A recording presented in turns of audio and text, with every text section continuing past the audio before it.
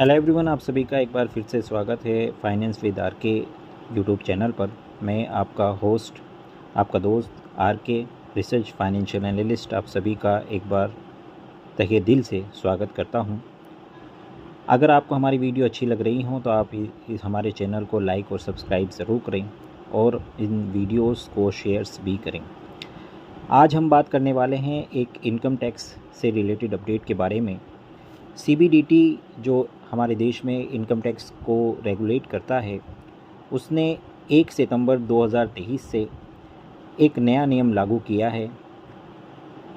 वो नियम ये है कि जो रेंट फ्री एकोमोडेशन मिलता है एक एम्प्लॉयर द्वारा उसके एम्प्लॉय को, उसके सैलरी पर्सन को, जब फ्री में कोई घर दिया जाता है, चाहे वो फ्री में रहने के लिए दिया जाए या कुछ रियायती दर कंसेशनल रेट पर उसको दिया जाए, तो उसको रेंट फ्री एकोमोडेशन कहते हैं।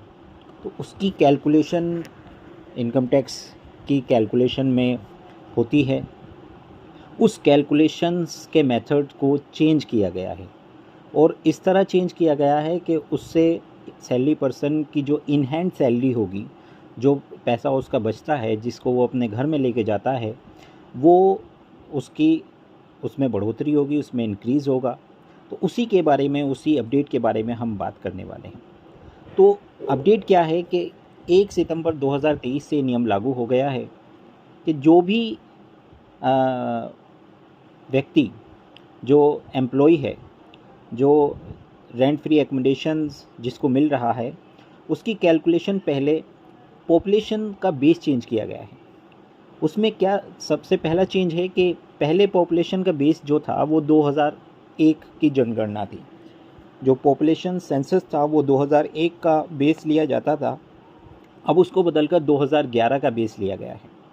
इसके साथ साथ दूसरा चेंज ये है कि पहले जो 3 तरह की कैटेगरियाँ थी, 5%, 10% और 15%, अब उनको बदलकर 5%, 7.5% और 10% कर दिया गया है।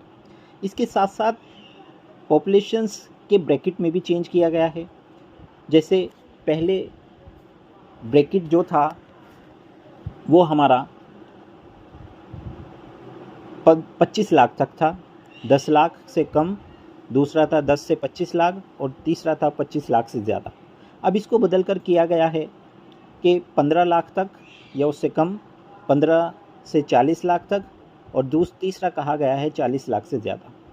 तो अगर कोई व्यक्ति पहले 10 लाख से कम में 10 लाख से कम में रह रहा था तो उसको 5% मिलता था, और अगर वो 15 लाख से कम तक आ जाता था तो उसको 10% देना पड़ता था, पर अब उसको 7.5% यानी कि 2.5% की उसको छूट एक तरह से उसको फ़ायदा होगा। और ये किसका, ये सैलरी का 7.5% और 10% होता है।